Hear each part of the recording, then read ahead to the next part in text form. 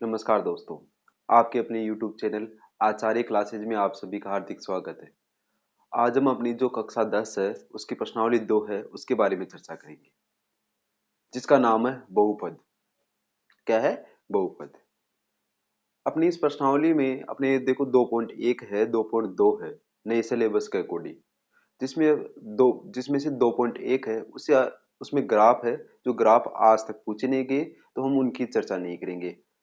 हम केवल केवल 2.2 प्रश्नावली है, उसके बारे में अध्ययन करेंगे। उस उस 2.2 प्रश्नावली में भी केवल केवल अपने पास में द्विघात बहुपद है, उस द्विघात बहुपद की चर्चा करेंगे। अब देखो, द्विघात बहुपद क्या होता है? ऐसा बहुपद जिसकी अधिकतम घात कितनी हो, उसके जो चर होता है उसकी चर की अधिकतम घात कितनी हो, 2, तो वो क्या कहलाता है? द्विघात बहुपद। अब देखो, जैसे कोई भी समीकरण हो गए, जैसे ये x square plus 2x plus 1, तो देखो इसमें चर की अधिकतम घात कितनी है, 2 है, तो ये क्या कहलाता है? द्विघात बहुपद कहलाता है। क्या कहलाता है? द्विघात बहुपद। और जो अपने पास में ये द्विघात बहुपद होता है, ये A X square plus B X plus C बराबर 0 के रूप का होता है। किसके रूप का होता है? A X square plus B X plus C बराबर 0 के रूप का होता है। ठीक है। अब देखो, यहां पर जो x होता है वो तो क्या होता है अपने पास में? चर होता है। क्या होता है? चर। जो a और b और c होते हैं ना, ये अपने पास में क्या होती है? वास्तविक संख्या होती है। क्या होती है? वास्तविक संख्या। क्या होती है अपने पास में? जो a b c होती है, ये अपने पास में क्या होती है? वास्तविक संख्या है। और इस समीकरण में जो a होता है, इसके बराबर क्या नहीं होना चाहिए? 0 नहीं होना चाहिए। चाहे बी का मान 0 जाए, सी का मान 0 जाए, कोई दिक्कत नहीं है, पर ए का मान क्या नहीं होना चाहिए? 0 नहीं होना चाहिए। यदि ए का मान 0 हो जाता है, जैसे मैं ए की जगह 0 रख दूं, तो क्या 0 एक्स स्क्वायर से गुणा होके क्या ये पूरी स्टेप 0 हो गई? क्या जब ये 0 हो गई तो अपने पास में क्या बचेगा? बी एक्स प्लस सी। तो क्या ये अब द्विघात बहुपद है? क्या अब ये द्विघात बहुपद नहीं है? ठीक है। चलो, अब देखो इसके बाद में अपनी इस प्रश्नावली में एक तो अपने को क्या बोलेगा? इस द्विघात बहुपद है, इसके देखो एक तो शून्यक पूछेगा। क्या पूछेगा? इसका शून्यक निकालना। क्या पूछेगा? शून्यक निकालना। और उस शून्यक हम गुणनखंड विधि से निकालेंगे। कौन सी विधि से? गुणनखंड विधि से, जो हम इस उदाहरण के माध्यम से समझ लेंगे आराम से। गुणनखंड विधि क्या होती है? अब देखो इस प्रश्नावली में, देखो एक आप यहां तक नोट कर लो। ठीक है। देखो,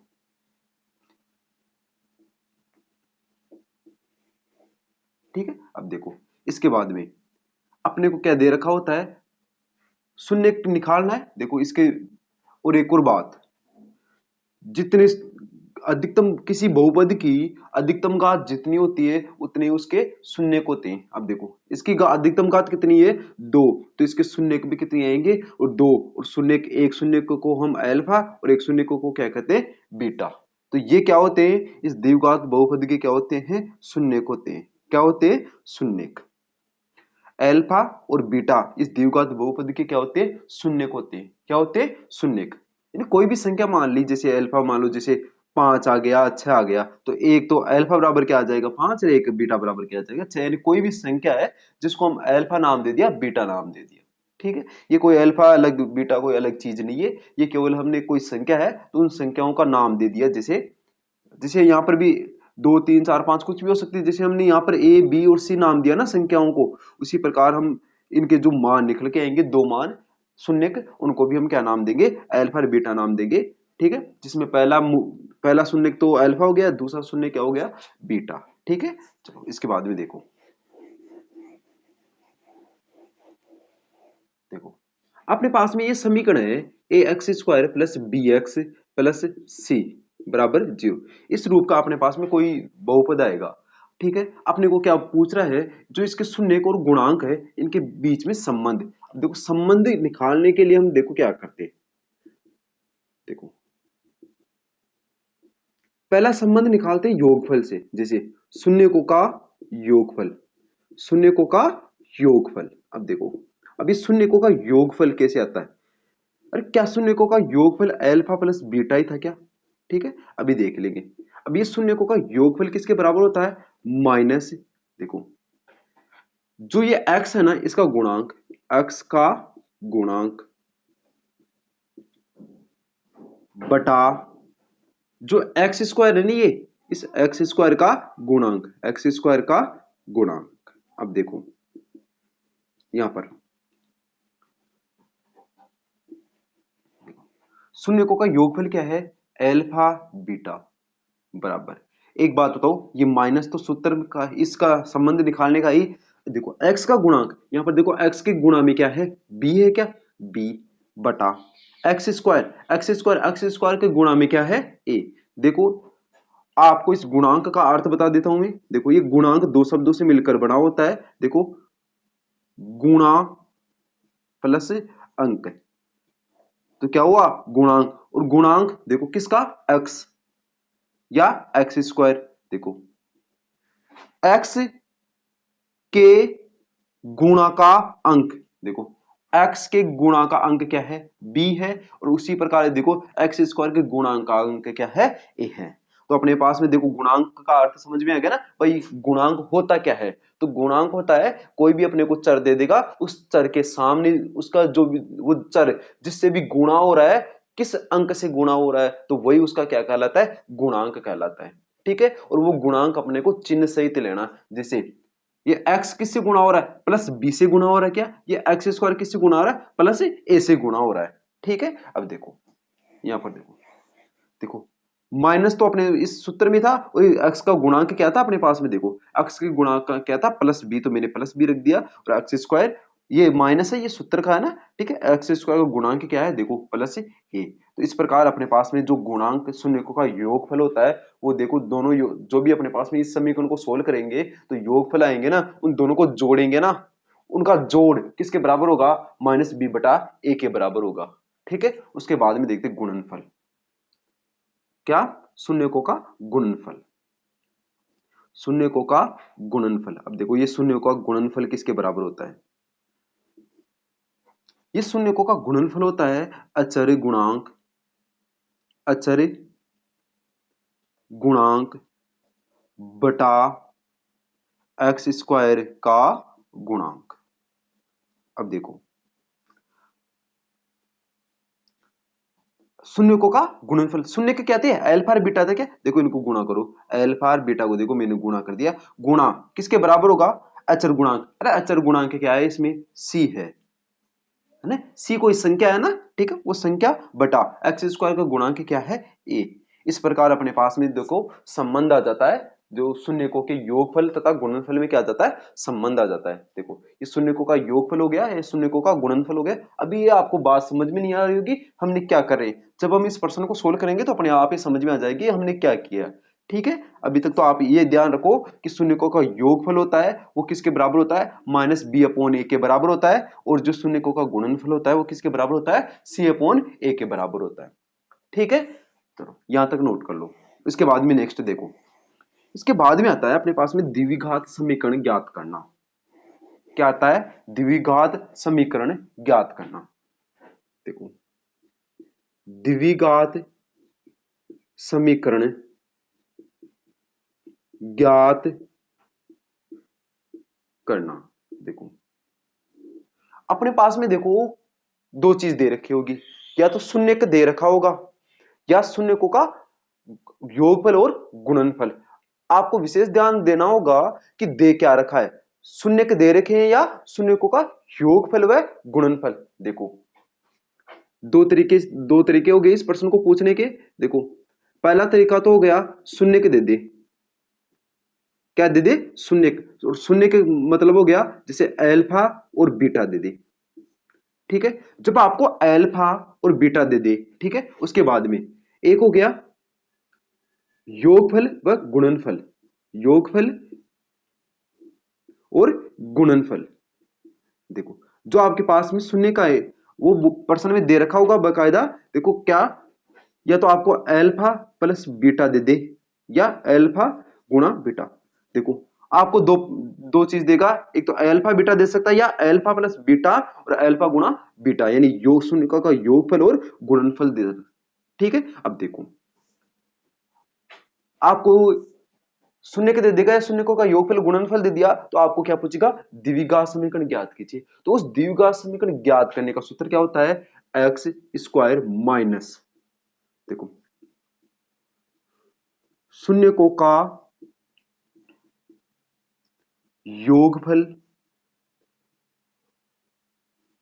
गुणा, ये ब्रैकेट बंद, एक्स प्लस शून्यकों का गुणनफल, गुणनफल बराबर 0।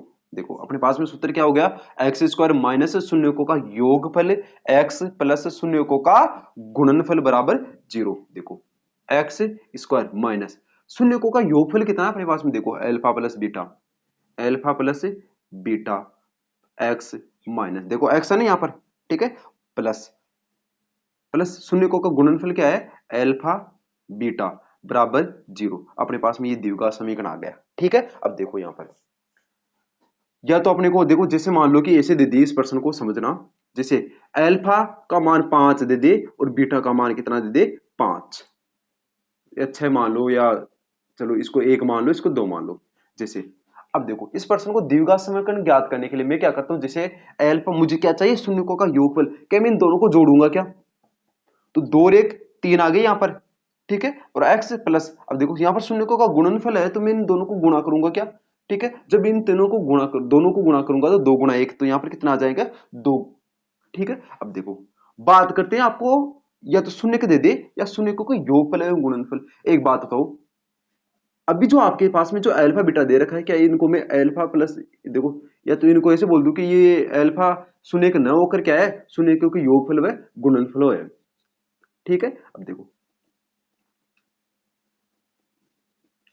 अब ये शून्यकों के क्या हो गए, पहले तो ये अलग अलग थे, अब क्या हो गए, ये योगफल व गुणनफल। अभी योगफल है तो एक बात बताओ, आप इन दोनों को जोड़ोगे क्या, नहीं, क्योंकि ये पहले से क्या दे रखे, योगफल। अगर ये योगफल में दे रखे हैं तो इनको बदलने की आवश्यकता है नहीं, तो हम डायरेक्ट इनका मान क्या रख देंगे, डायरेक्ट योगफल है तो योगफल रख देंगे और गुणनफल है तो गुणनफल रख देंगे। ठीक है, तो इस बात का विशेष ध्यान देना कि आपको पास में शून्यक दे रखे हैं या शून्यकों का योगफल गुणनफल दे रखा है।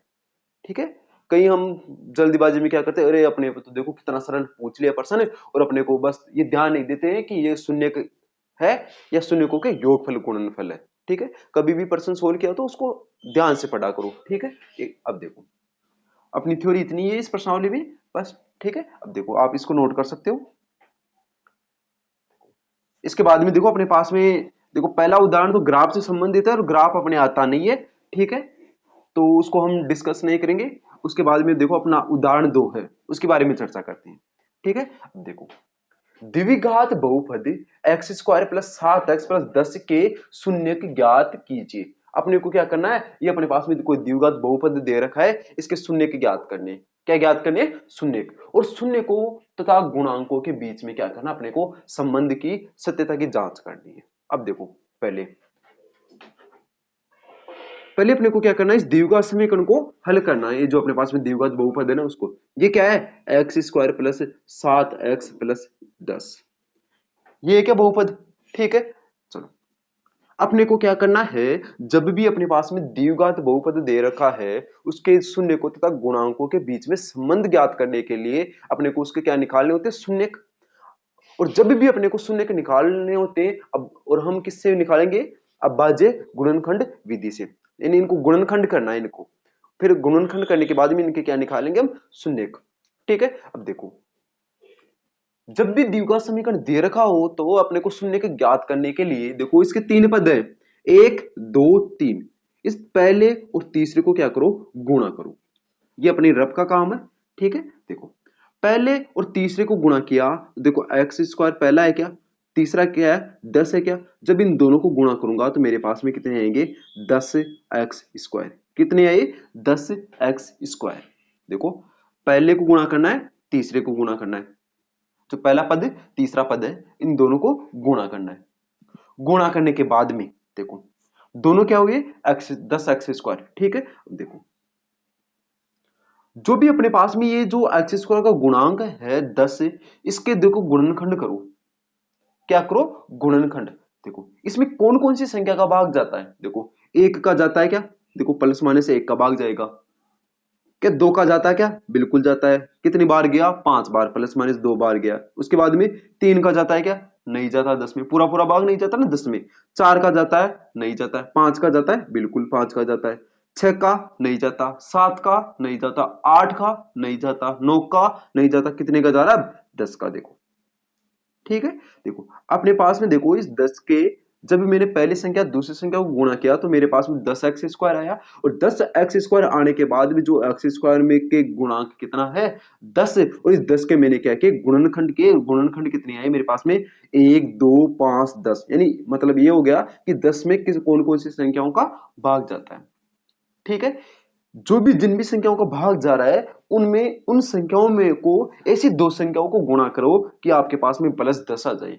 क्या आ जाए +10। देखो एक मिनट, क्या 2 को और 1 को गुणा करने पर 10 आते, क्या नहीं आते। कितने आते 2। 5 और 2 को गुणा करो, 2 और 5 को गुणा किया तो देखो दोनों को गुणा करने पर 10 आया क्या।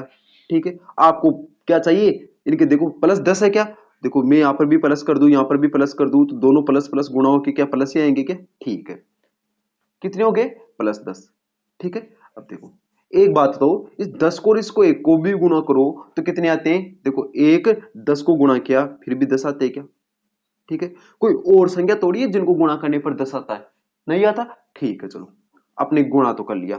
गुणा करने के बाद में जो भी हमने गुणा किया और अपने पास में 10 आया, तो ऐसी संख्याओं को ढूंढो कि जिनको जोड़ो या घटाओ, या जोड़ने या घटाने पर आपके पास में क्या आ जाए +7x आ जाए। क्या आ जाए +7x।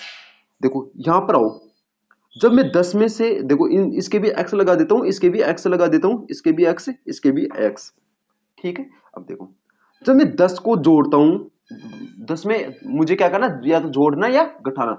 जब 10 में एक जोड़ता हूं तो 11 होते हैं क्या, मुझे 11 थोड़ी चाहिए, मुझे तो देखो 7x चाहिए ना। ठीक है, अब 10 में से एक घटाता हूं तो क्या 9 आते हैं क्या, तो मुझे 9 थोड़ी चाहिए 7x चाहिए। तो अपने पास में ये तो क्या हो गया कैंसिल हो गया। अब देखो यहां पर जब भी देखो इन दोनों को जोड़ो कितने आए, देखो plus plus plus 5 2x plus 5x कितने आ गए, देखो 7x, कितने 7x। और यही अपने को चाहिए क्या, बिल्कुल चाहिए। देखो इन दोनों को गुणा करो तो 10x² आए, और इन दोनों को जोड़ो तो कितने आए 7x। मतलब अपने को ये करना है कि पहली और दूसरी संख्या को जोड़ने पर जो 10x² आया ना, 10 जो पहली संख्या दूसरी संख्या को जोड़ने पे कितना आया अपने पास में 10x² आया। तो अपने पास में देखो पहली संख्या काम में ले ली, दूसरी संख्या काम में ले ली, अब बची कौन सी 7x। अब 7x के ऐसे टुकड़े करने हैं कि जोड़ने पर +7x आ जाए और गुणा करने पर कितना आ जाए 10x² आ जाए। तो हमने कौन सी संख्या प्राप्त की, वो 10x।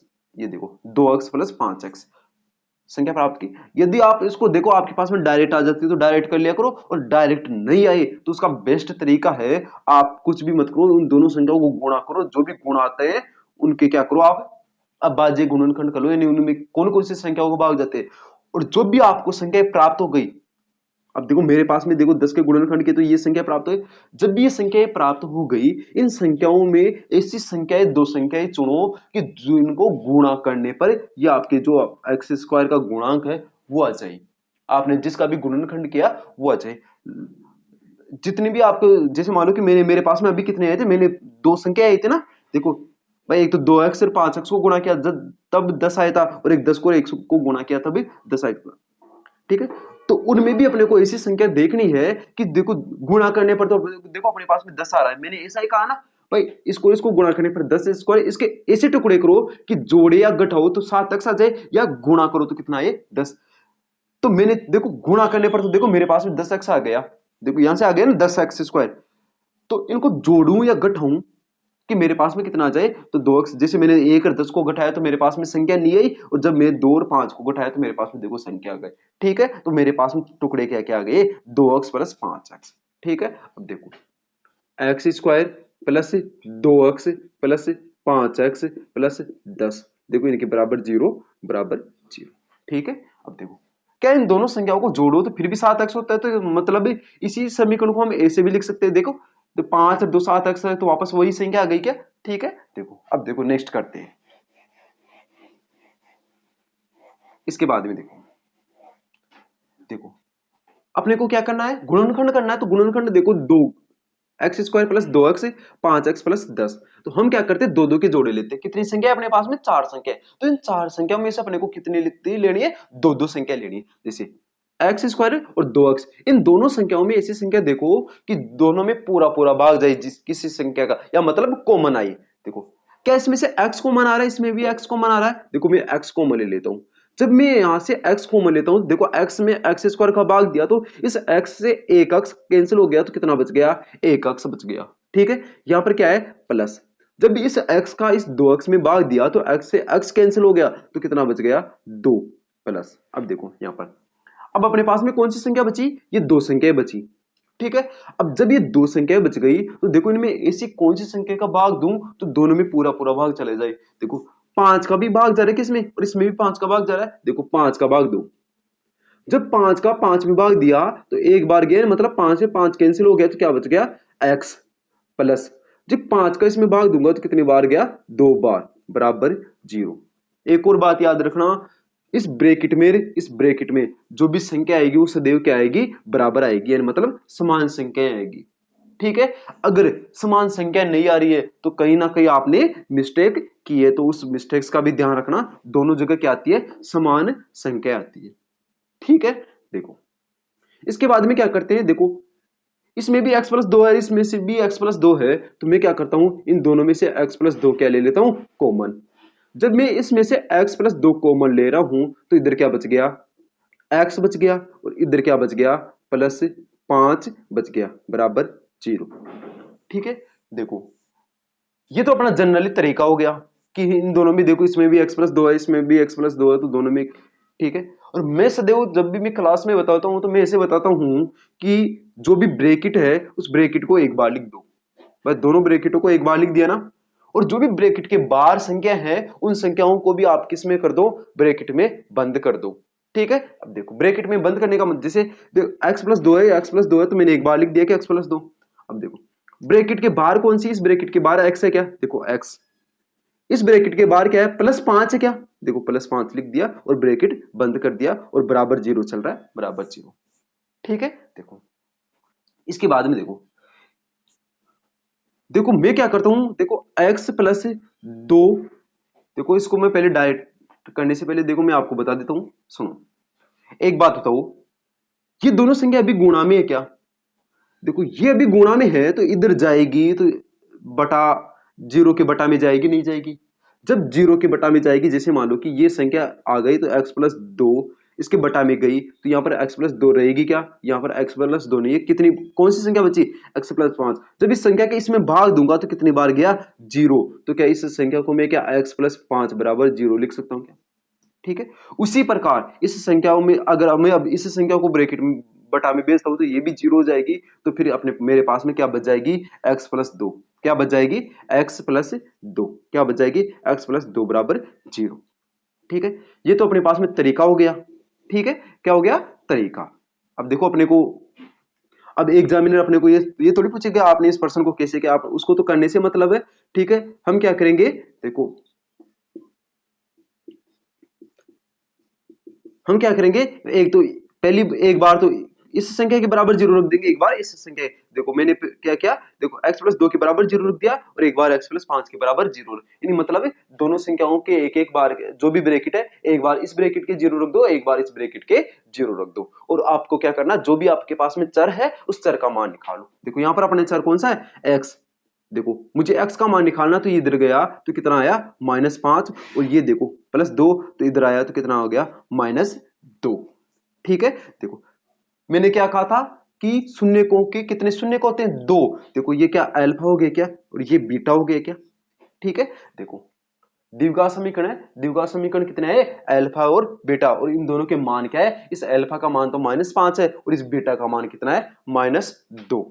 ठीक है, अब देखो इसके बाद में क्या पूछ रहा है, शून्य को तथा गुणांकों के बीच में संबंध की सत्यता की जांच करनी है। अब देखो अपने को क्या करना है, सत्यता की जांच, सत्यता की जांच। अब इस सत्यता की जांच के लिए देखो क्या करते हैं हम। देखो पहली क्या है अपने पास में, देखो मिड हाइट इनको देखो, शून्यकों का योगफल है क्या, शून्यकों का योगफल, ठीक है। और ये शून्यकों का योगफल क्या था, माइनस एक्स का गुणांक बटा एक्स स्क्वायर का गुणांक, यही था क्या। अब देखो यहां पर शून्यकों का योगफल क्या है, एल्फा प्लस बीटा माइनस शून्य एक्स, एक्स का गुणांक क्या है, देखो एक्स का गुणांक बी था क्या, और इसका गुणांक क्या था ए, ठीक है। चलो अब देखो एल्फा का मान कितना आया, देखो -5 प्लस बीटा का मान कितना आया -2 बराबर माइनस इस बी, अरे इस समीकरण को देखो A X square plus B X plus C बराबर 0 से तुलना करने पर क्या एक्स का गुणांक यही है, क्या एक्स का गुणांक बी है क्या, तो बी कितना है 7 है, कितना है 7 बटा ए कितना है, देखो एक्स के गुणांक कितना है 1। अगर किसी भी संख्या का कुछ भी नहीं है उसके सामने तो मतलब उसका गुणांक क्या होगा 1, क्या होगा 1। देखो अभी एक्स स्क्वायर के सामने कुछ भी संख्या नहीं है तो मतलब इसका गुणांक क्या है 1।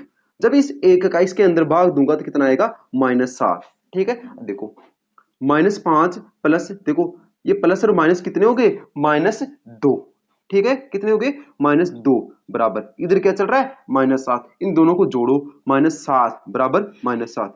क्या दोनों संख्याएं बराबर है, यदि दोनों संख्याएं बराबर है तो ये अपने पास में क्या है, जो भी अपने पास में शून्य का आए वो क्या आए, एकदम सही आए, ठीक है। उसके बाद में अपना सेकंड क्या है, शून्यकों का गुणनफल, और वो शून्यकों का गुणनफल क्या था, अल्फा गुणा बीटा अब सी बटा ए, ठीक है। देखो अल्फा, अल्फा का मान कितना है -5 गुणा बीटा का मान कितना है -2 बराबर सी, सी का मान कितना है देखो 10 बटा ए का मान कितना है ए, देखो एक्स स्क्वायर को गुणा ए है ना, ठीक है। इन दोनों को गुणा करो माइनस माइनस प्लस और 5 दूनी 10, तो ए का इसमें भाग दिए तो कितनी बार गया 10। क्या दोनों संख्याएं बराबर आ रही है, जब दोनों संख्याएं बराबर ही आ रही है तो अपने पास में ये क्या हो गया, जो भी हमने जो शून्य ये द्विघात समीक बहुपद था इसके जो भी शून्य के निखारे हैं वो क्या है अपने पास में एकदम सही है, ठीक है। अब देखो इस प्रश्न को एक और बार समझा देता हूं मैं। अपने को क्या दे रखा होगा, द्विघात बहुपद दे रखा होगा, द्विघात बहुपद निकालने के लिए अपने को क्या करना है, इसके अभाज्य गुणनखंड करनी, गुणनखंड विधि के द्वारा इसको सोल्व करना है। उस गुणनखंड विधि को के द्वारा सोल्व करने के लिए अपने को क्या करना है, पहली उस संख्या और दूसरी जो पहला पद और तीसरा पद है इन तीनों को दोनों को गुणा करना है। गुणा करने के बाद में जो भी संख्या आती है उस संख्याओं को, जैसे मान लो कि इसके बीच वाली संख्या कौन सी है 7x, उसके ऐसे टुकड़े करो कि गुणा करने पर तो कितना आ जाए 10x स्क्वायर आ जाए और जोड़ रहे या घटाने पर कितनी आ जाए 7x। देखो मैंने 2x और 5x को जोड़ा तो 7x आए, और जब इन दोनों 2x और 5x को गुणा करता हूं तो मेरे पास में कितने आते हैं 10x स्क्वायर। फिर बाकी के इनको देखो दो दो संख्या माननी है, ठीक है, और दोनों में कॉमन लेना, कॉमन लेने के बाद में देखो ये x प्लस 2 आया और ये x प्लस 5 आया, एक बार तो इसके बराबर 0 रख दो, एक बार इसके बराबर 0 रख दो। 0 रखने पर जो भी मान आते हैं वो क्या आते हैं अपने पास में शून्य का आते हैं, जिन्हें हम अल्फा और बीटा कहते हैं, ठीक है। उसके बाद में यदि आपको सत्यता की जांच के लिए नहीं बोले तो आप यहां तक कर दो, और सत्यता की जांच के लिए बोले तो आपको क्या करना है, शून्यकों का योगफल क्या होता है अल्फा प्लस बीटा बराबर -b/a, ठीक है। तो आप शून्यकों का योगफल कर दो, -5 प्लस -2, देखो -5 और प्लस -2 इन दोनों का योगफल किया तो मेरे पास में -7 आया, और जब -b/a में मैंने यहां से मान रखा तो मान कितना आया -7 आया। देखो -7 और -7 क्या हो गए, दोनों योगफल, देखो इन शून्यकों का योगफल और यहाँ ये -b/a का मान क्या है बराबर, तो मेरे पास में क्या आ गए सही आ गए, ठीक है। देखो और गुणनफल किया तो c/a, इन दोनों को गुणा किया तो 10 और c/a में मान रखा तो कितने आए 10। इस प्रकार मेरे पास में क्या आ गई संबंध, ये इनका जो मैंने संबंध देखा था उसके संबंध की क्या हो गई सत्यता की जांच हो गई, ठीक है।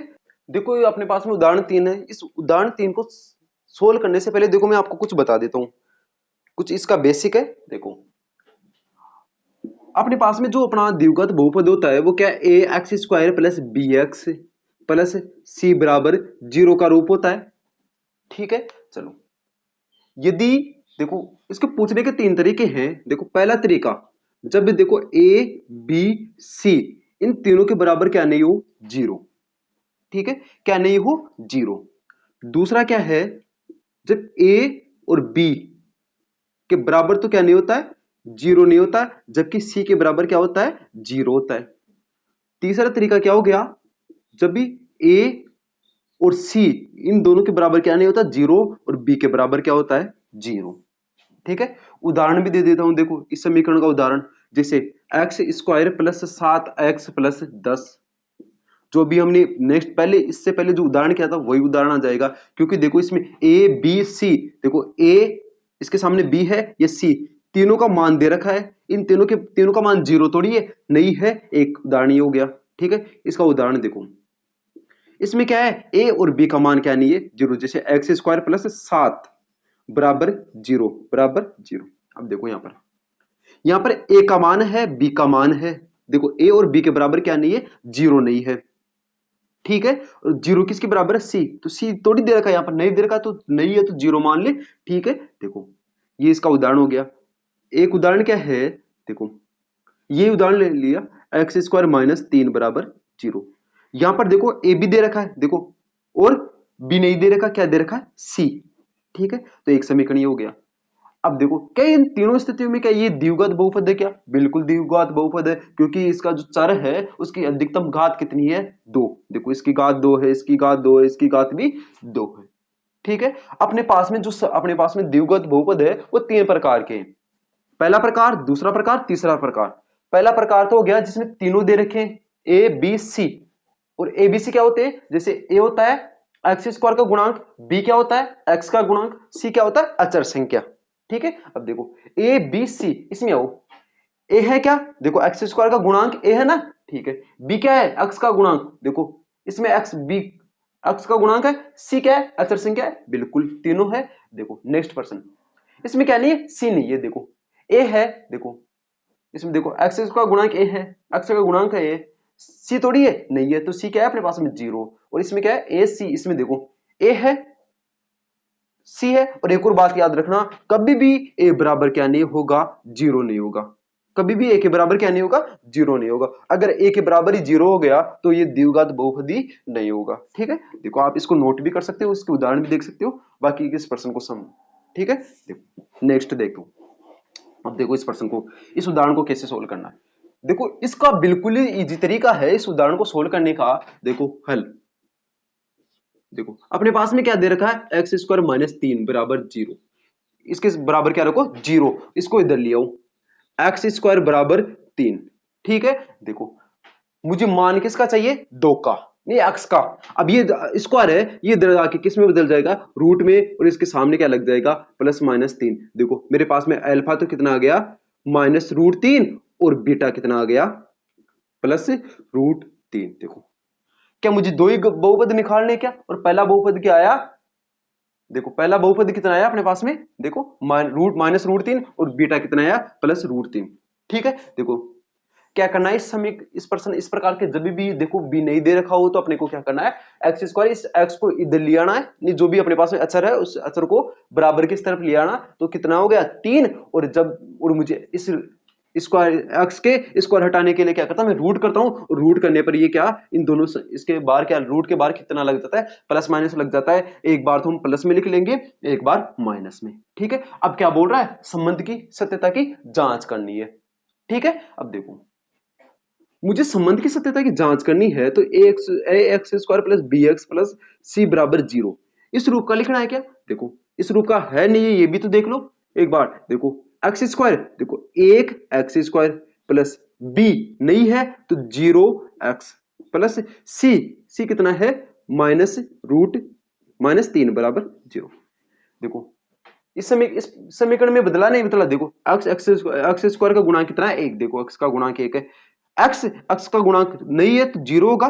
ठीक है, देखो इस संख्या को जीरो से गुणा करो तो वापस यही आ जाता है समीकरण। अब देखो अपने को क्या करनी है, सत्यता की जांच, क्या करनी है, सत्यता की जांच। अब सत्यता की जांच करने के लिए देखो अपने को क्या करना है, पहले तो योगफल करना है, क्या, ठीक है, देखो योगफल करो, और योगफल किसके बराबर आता है, माइनस बी अपॉन ए के बराबर आता है, किसके बराबर है, माइनस बी अपॉन ए के बराबर। अब देखो अल्फा, अल्फा कितना है माइनस रूट 3, प्लस बीटा कितना है प्लस √3 बराबर माइनस बी, बी का मान कितना है देखो 0 है क्या, 0 माइनस 0, ए का मान कितना है 1। ठीक है, देखो दोनों संख्या समान है, चिन्ह विपरीत है तो कैंसिल हो गए क्या, ये कितने है 0, जब एक का भाग इसमें देंगे तो कितने बार गया 0, क्या दोनों का शून्यकों का योगफल 0 0 है क्या, बिल्कुल 0 0 है, तो ये क्या हो गया सही हो गया। ठीक है, पहला पॉइंट। उसके बाद में शून्यकों का गुणनफल देखो, शून्यकों का गुणनफल क्या है अल्फा गुणा बीटा, क्या है अल्फा गुणा बीटा। ठीक है, देखो और ये किसके बराबर होता है C/A के बराबर होता है क्या, देखो अल्फा गुणा बीटा करो माइनस √3 गुणा √3, देखो एक अल्फा का मान √3 गुणा बीटा का मान √3 बराबर सी का मान, देखो सी का मान कितना है देखो -3, ए का मान कितना है 1, देखो √3 को √3 से गुणा किया तो देखो यहाँ प्लस माइनस माइनस, √3 को √3 से गुणा किया तो 3 बराबर, और एक में इसका भाग दिया तो कितना आ गया -3। क्या शून्यकों का गुणनफल बराबर है क्या, बिल्कुल शून्यकों का गुणनफल बराबर है, तो अपने पास में ये देखो हमने जो भी ये शून्य निकाले हैं वो अपने पास में क्या है बिल्कुल सत्य है। ठीक है, देखो एक बार समझो, जब भी अपने पास में इस रूप का समीकरण आ जाए, उसके द्विघात बहुपद के शून्य निकालने के लिए बोले तो अपने को क्या करना है उसके बराबर रख देना है, तो इसके ये x² बराबर इधर आया तो कितना आ गया √3, 3 आ गया, और इस x का स्क्वायर हटाने के लिए मैं क्या करता हूँ रूट करता हूँ, तो मेरे पास में कितना आ जाता है प्लस माइनस √3, एक तो अल्फा मेरे पास में एक शून्य तो हो जाएगा प्लस √3 और दूसरा कितना हो जाएगा -√3, और इनको मैं इस संबंध इसमें रखता हूँ ना अल्फा गुणा अल्फा प्लस बीटा में, तो मेरे पास में क्या हो जाती है इनके शून्यकों का योगफल और गुणनफल दोनों की क्या हो जाती है सत्यता की जांच हो जाती है। ठीक है, कोई इस उदाहरण को समझो, अपने को क्या दे रखा है देखो एक द्विघात बहुपद ज्ञात करना है, अपने को क्या करना है द्विघात बहुपद जिसके शून्यकों के योग और गुणनफल क्रम से क्या दे रखे -3 और 2। देखो आप इस प्रश्न को सोल्व करने से पहले यहां पर लिख दो दिया है, अब देखो क्या दिया है, देखो क्या दे रखा है शून्यकों का योग, अरे शून्यकों का योग क्या अल्फा और बीटा होता है क्या, अल्फा प्लस बीटा बिल्कुल, और क्या दे रखा है गुणनफल अल्फा गुणा बीटा। देखो शून्यकों का योग, शून्यकों का योग क्या होता है अल्फा प्लस बीटा, और शून्यकों का गुणनफल अल्फा गुणा बीटा होता है क्या, का योग क्रम से क्या है देखो जो योग है योग कितना है -3 और गुणनफल है वो गुणनफल कितना है 2। ठीक है, यहां पर अपने को क्या अल्फा और बीटा अलग से थोड़ी दे रखा है, नहीं दे रखा ना, अपने को इसने क्या कर दिया डायरेक्ट योगफल और गुणनफल दे दिया। इस प्रश्न को ऐसे भी दे सकता है जैसे एक द्विघात बहुपद ज्ञात कीजिए जिसके शून्य के -3 और 2 है, तब हम क्या करते पहले तो योगफल निकालते फिर गुणनफल निकालते। ठीक है, एक और बात विशेष ध्यान रखना इस प्रश्न में, इस प्रश्न में देखो पहले गुणनफल दे दे बाद में योगफल दे दे तो अपने यहां पर मान भी चेंज हो जाएंगे। ठीक है, तो पहले अगर यहां पर देखो क्या बोल रखा है जिनके कर्मश है, कर्मश का अर्थ हो गया कि क्रम, देखो क्रम तो पहले क्या आ रहा है योग आ रहा है, तो इसका मतलब जो पहली संख्या होगी वो भी क्या होगी योग, और दूसरी गुणनफल है तो दूसरी संख्या क्या आएगी गुणनफल। इसको ऐसे कर दे जैसे यहाँ पर योग की जगह तो गुणनफल, गुणनफल की जगह योग, तो अपने पास में अब क्या संख्या हो जाएगी जो अपने पास में गुणनफल है वो तो कितना हो जाएगा 3 हो जाएगा, और जो योग है वो कितना हो जाएगा 2। तो एक बार आप इस प्रश्न को सोल्व करने से पहले एक बार पढ़ भी लिया करो ताकि अपने पास में जो भी हम प्रश्न सोल्व करें उसमें क्या नहीं हो मिस्टेक्स नहीं हो। ठीक है, अब देखो अपने पास में जो भी द्विघात बहुपद ज्ञात करने का अपने पास में सूत्र था क्या, वो सूत्र क्या था x² minus alpha plus beta x plus alpha गुणा बीटा बराबर 0, यही था कि अपने पास में किसी भी द्विघात बहुपद ज्ञात करने का सूत्र। अब देखो इसमें क्या करना अपने को मान रखना है x² माइनस अल्फा बीटा का मान कितना है -3x प्लस, और अल्फा गुणा बीटा का मान कितना है 2 बराबर 0। ठीक है, अब देखो इसको सोल्व करो x² माइनस प्लस माइनस 3 को x से गुणा किया तो 3x प्लस 2 बराबर 0। क्या अपने पास में द्विघात बहुपद आ गया है क्या, ठीक है, इस प्रकार अपने पास में क्या आ जाता है द्विघात बहुपद। आशा करता हूं कि आपको ये क्लास समझ में आई होगी।